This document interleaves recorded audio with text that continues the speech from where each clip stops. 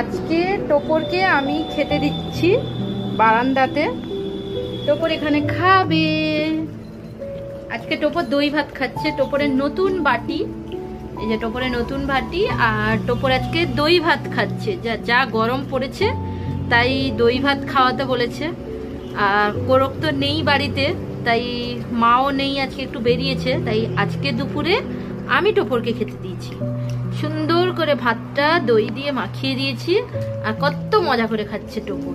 টোপর এখন মুখ একদমই তুলবে না, কারণ খাওয়ার সময় কোনো ডিস্টার্ব চায় না সে।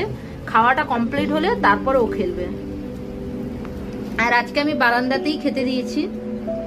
ও বারান্দাতেই দিনে থাকে, ছাড়াও থাকে, বারান্দায় থাকে। প্রচুর দুষ্টুমি করে তো, তাই বারান্দায়ও রাখা হয় ওকে।